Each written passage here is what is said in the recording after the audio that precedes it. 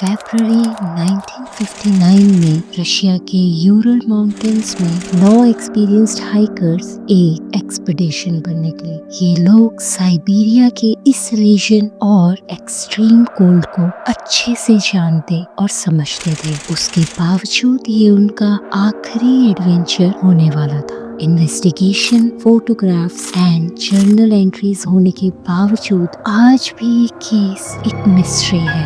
ये केस है टेयाटलो पास case.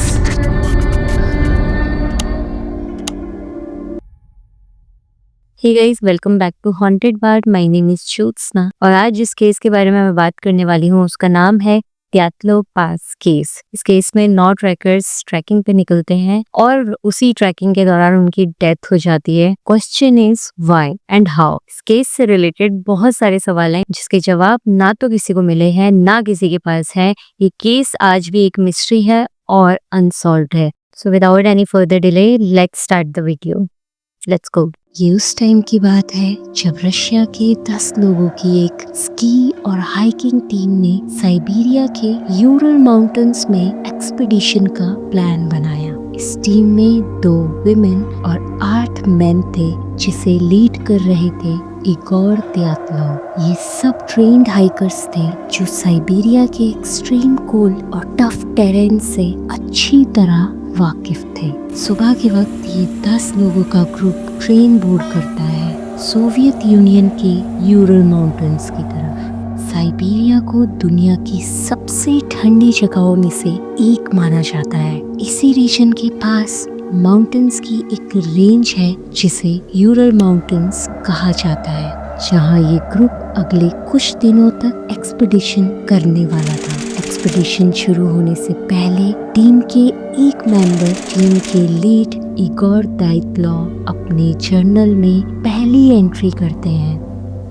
Train से उतरने के बाद हाइकर्स अपनी जर्नी स्टार्ट करने से पहले अलग अलग मोड्स ऑफ ट्रांसपोर्टेशन यूज करते हैं। पहले बस, फिर ट्रक और आखिर में हॉर्सेस। 27 जैन 1959 इसी दिन से ये ग्रुप हाइक और स्की एक्सपीडिशन ऑफिशियली शुरू करता है। यूरी युदिन नाम के हाइकर को जॉइंट पेन और इलनेस की वजह से अपना एक्सपीडिशन बीच में ही छोड़ना पड़ता है। वो नहीं चाहते थे उनकी वजह से बाकी टीम का टाइम वेस्ट हो, इसीलिए सबसे दोबारा मिलने का प्रॉमिस लेकर यूरी वापस अपने घर के लिए निकल जाते हैं और बाकी के 9 हाइकर्स अपनी जर्नी कंटिन्यू करते हैं। ये आखिरी बार था जब यूरी अपने दोस्तों से मिल रहे थे और उन्हें कोई आइडिया नहीं था वो आगे इनसे जिंदगी में कभी नहीं मिलने वाले हैं और इसी जॉइंट पेन ने उनको इस ट्रेजेडी से बचा लिया था।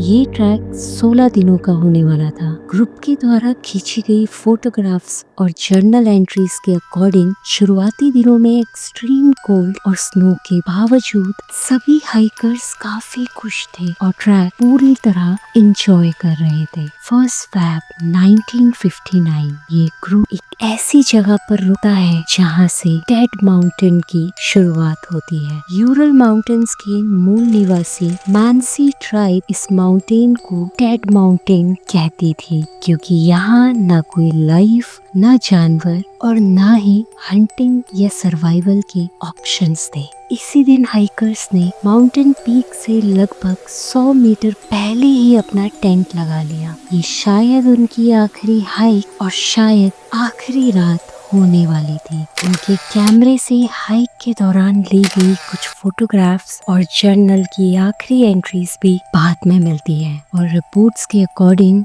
ये उनके कैमरा से क्लिक हुई लास्ट पिक्चर्स और लास्ट लिखी हुई लाइन्स थी। हाइकर्स ने अपनी इस हाइक को 16 दिन के लिए प्लान किया था और इन्हीं दिनों का बता के वो घर से निकले थे, लेकिन जब 30 दिन तक भी उनकी कोई खबर नहीं मिली तब हाइकर्स के रिश्तेदार और फ्रेंड्स, जिसमें यूरी युदिन भी शामिल थे, परेशान होकर इन्वेस्टिगेशन शुरू करवाने का फैसला करते हैं। इसके बाद वॉलंटियर्स की एक टीम ने हाइकर्स की खोज के लिए सर्च ऑपरेशन स्टार्ट कर दिया। फरवरी 26, 1959 बहुत सर्च करने के बाद सर्च टीम ने फाइनली कैंप लोकेट कर लिया। कैंप को देखकर ऐसा लगता था जैसे कुछ बहुत गलत हुआ हो। टेंट फटा हुआ था और स्नो की पतली सी लेयर से ढका हुआ था। हाइकर्स का सामान अभी भी टेंट के अंदर ही था और रिपोर्ट्स के अकॉर्डिंग टेंट को अंदर से चाकू की मदद से काटा गया था, लेकिन हाइकर्स का अभी भी कुछ पता नहीं चल पाया था। अगले दिन सर्च टीम ने टेंट के पास फुटप्रिंट्स देखे जो स्नो की वजह से काफी हल्के हो चुके थे। कुछ फुटप्रिंट्स बूट्स के और कुछ नंगे पांव के थे। फुटप्रिंट्स नॉर्मल वॉकिंग पैटर्न में ही थे। उन्हें देखे ऐसा बिल्कुल भी नहीं लगता था कि हाइकर्स किसी भी तरीके की जल्दी में थे। अब सवाल ये था, हाइकर्स ने अपना एकमात्र स्टे ऑप्शन टेंट क्यों काटा? टेंट में ऐसा क्या हुआ था जो उन्हें इतनी जल्दी बाहर निकलना पड़ा? और अगर निकल भी गए तो कोई भाग क्यों नहीं रहा था? सब इतने नॉर्मल कैसे चल रहे थे? शायद आने वाले कुछ घंटों में सर्च टीम को कुछ जवाब मिलने वाले थे। टीम ने लगभग ½ किलोमीटर तक फुटप्रिंट्स को फॉलो किया, लेकिन आगे स्नो की वजह से फुटप्रिंट्स गायब हो गए। लेकिन टीम फुटप्रिंट्स को फॉलो करते हुए सेम डायरेक्शन में चलते हुए एक देवदार के पेड़ के पास पहुंचे, जहां उन्हें कैंप फायर की राख मिली जो ये साबित करती थी कि वहां लोग मौजूद थे। थोड़ा और सर्च करने पर टीम को 2 हाइकर्स की फ्रोजन बॉडीज मिली जो पूरी तरह स्नो से ढकी हुई थी। सर्च टीम को पूरे 2 महीने लगे 9 हाइकर्स की डेड बॉडीज ढूंढने में। पहली 2 बॉडीज सिर्फ लाइट शर्ट्स, अंडरपैंट्स और सॉक्स में मिली थी, जो इस जगह और मौसम के हिसाब से बिल्कुल भी नॉर्मल नहीं था। सवाल ये था, -30 डिग्री सेल्सियस में कोई इतने कम कपड़ों में टेंट से बाहर क्यों निकलेगा? जिस पेड़ के नीचे ये 2 बॉडीज मिली थी वो लगभग 5 मीटर्स तक डैमेज था और उसकी ब्रांचेस टूटी हुई थी, जैसे किसी ने उसमें चढ़ने की कोशिश की हो। शायद हाइकर्स इतने अंधेरे में अपने टेंट को लोकेट करने की कोशिश कर रहे थे या फिर किसी से छुपने की कोशिश कर रहे थे। इसके बाद 3 और हाइकर्स की डेड बॉडीज टेंट और देवदार के पेड़ के बीच में मिली जो स्नो से ढकी हुई थी। इन तीनों की बॉडी प्रीवियस बॉडीज के कंपैरिजन में थोड़ी बेटर ड्रेस थी, लेकिन इन्होंने भी बूट्स, हैट्स और ग्लव्स जैसे एसेंशियल आइटम्स नहीं पहने थे। इनकी बॉडी की पोजीशन से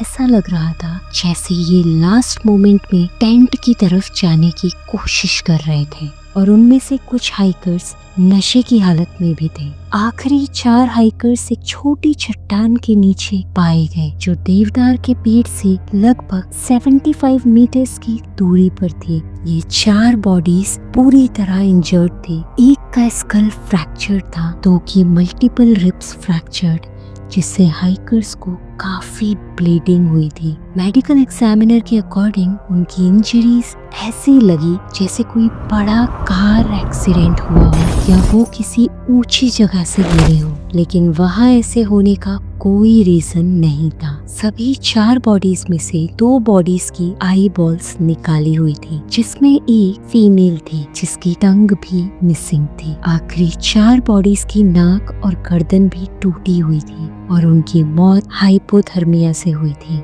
ये इंजरीज ने केस को और भी मिस्टीरियस बना दिया था और इनमें सबसे शॉकिंग बात ये थी, कुछ बॉडीज के कपड़ों में से रेडियो एक्टिव पार्टिकल्स भी मिले थे, जिससे केस और भी ज्यादा मिस्टीरियस बन गया था। लीड इगोर दयात्लो के नाम पर इस जगह को दयात्लो पास कहा जाता है। Now let's try to solve this mystery. 28 मई को लीड इन्वेस्टिगेटर की फाइनल रिपोर्ट आने के बाद केस ऑफिशियली क्लोज कर दिया गया। रिपोर्ट्स के अकॉर्डिंग कॉज ऑफ डेथ एक अननोन कंपेलिंग फोर्स था जिसे हाइकर्स झेल नहीं पाए। लोग इस रिपोर्ट को डाइजेस्ट नहीं कर पाए और इस केस के बारे में काफी सारी थ्योरीज बन गई। इस केस से बहुत सारे सवाल सामने आए। क्या हाइकर्स ने आपस में ही एक दूसरे की जान ली या किसी ने उनका मर्डर किया था? ऐसा क्या हुआ जो ये लोग इतनी जल्दी टेंट फाड़कर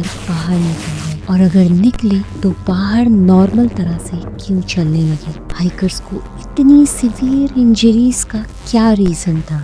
इन्वेस्टिगेटर्स के अकॉर्डिंग 6 हाइकर्स की मौत हाइपोथर्मिया से हुई, लेकिन पूरी तरह से लोग इस बात पर बिलीव नहीं कर पाए। इतने एक्सपीरियंस्ड हाइकर्स के लिए ऐसी गलती करना काफी मुश्किल था। ऐसे कई सवालों के जवाब में बहुत सारी थ्योरीज सामने आई। एक थ्योरी के अकॉर्डिंग फीमेल हाइकर की मिसिंग टंग को लेकर लोगों ने अलग अलग असम्पशंस बनाए। कुछ कहते हैं किसी ने उनकी टंग तभी काट दी थी जब वो अलाइव थी, लेकिन कुछ मानते हैं डेथ के बाद किसी जानवर ने उनकी टंग निकाल ली थी। लेकिन ऑफिशियल रिपोर्ट्स में डायफ्राम और टंग मिसिंग होने का कोई रीजन नहीं दिया गया। This was not at all normal, इसीलिए लोग अलग अलग थियरीज बनाने पर मजबूर हो गए। एक थियरी के अकॉर्डिंग एवलांच को हाइकर्स की मौत का रीजन बताया गया। ये माना गया कि रात में एवलांच आने पर हाइकर्स जल्दी में टेंट से बाहर निकल गए। इस थियरी को डाइजेस्ट करना मुश्किल था, क्योंकि एवलांच आने पर टेंट पूरी तरह स्नो के नीचे होता। ग्रुप लीडर इगोर द्यात्लोव एक एक्सपीरियंस्ड हाइकर और स्कीयर थे, और वो ऐसी जगह टेंट कभी नहीं लगाते जहां एवलांच का खतरा हो। एक इंटरेस्टिंग थ्योरी कहती है माउंटेन के मूल निवासी मैंसी ट्राइब ने हाइकर्स पर अटैक किया था। ये आइडिया इसीलिए आया क्योंकि टेंट से तकरीबन 100 मीटर्स की दूरी पर एक सिंबल मिला था जो मानसी ट्राइब सैक्रिफाइस के लिए यूज करती थी। इस थ्योरी के अकॉर्डिंग मानसी ट्राइब को रीजन का हर कोना पता था, और ये पॉसिबिलिटी थी कि उन्होंने मर्डर इतनी प्लानिंग से किया कि ये अनसॉल्व रहे। जब हाइकर्स को लगा कि उनके ऊपर अटैक होने वाला है, वो टेंट फाड़कर बाहर निकल गए। लेकिन ऑफिशियल रिपोर्ट्स के अकॉर्डिंग हाइकर्स की मौत किसी ह्यूमन अटैक से पॉसिबल नहीं थी। बाद में पता चला कि सिंबल सिर्फ मूस की सैक्रिफाइस के लिए बनाया गया था, हाइकर्स के लिए नहीं। इसीलिए ये थ्योरी भी रिजेक्ट कर दी गई। ये भी कहा जाता है शायद त्यातलो पास यति रीजन में आता है और शायद वहाँ यति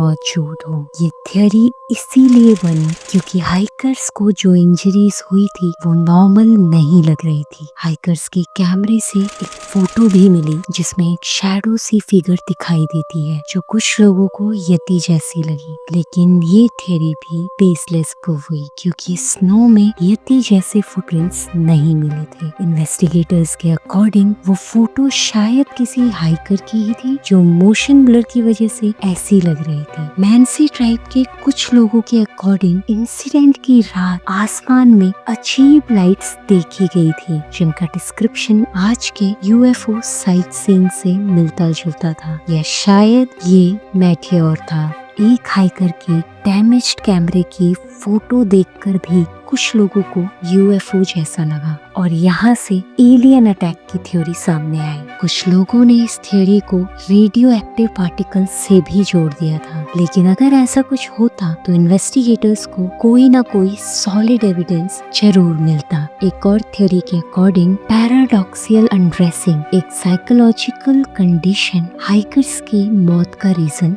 हो सकती है। इस कंडीशन में हाइपोथर्मिया की सिचुएशन में बॉडी को ओवरहीटिंग फील होती है और इंसान अनड्रेस हो जाता है। साथ ही इस हालत में हेलुसिनेशंस भी बहुत कॉमन है, लेकिन यहाँ सिचुएशन थोड़ी अलग थी। 9 हाइकर्स में से केवल 2 लोग ही अनड्रेस थे, जबकि बाकी लोग उन्हीं के कपड़ों में थे। अगर ये कंडीशन होती तो ये लोग बॉनफायर के पास क्यों थे? शायद वो अपनी बॉडी को वार्म रखने की कोशिश कर रहे थे, जो पैराडॉक्सिकल अनड्रेसिंग के बिल्कुल ऑपोजिट है। रिपोर्ट्स के अकॉर्डिंग सभी हाइकर्स वार्मथ ढूंढ रहे थे। और अब आती है ये लास्ट थ्योरी जो सबसे ज्यादा बिलीव्ड थ्योरी मानी जाती है। इसके अकॉर्डिंग गवर्नमेंट लोगों से कुछ छुपा रही थी। हाइकर्स के कपड़ों से रेडियो एक्टिव पार्टिकल्स मिले जिससे लोगों का ध्यान न्यूक्लियर टेस्टिंग की तरफ गया। ये टाइम था जब यूएस और सोवियत यूनियन के बीच कोल्ड वॉर चल रही थी और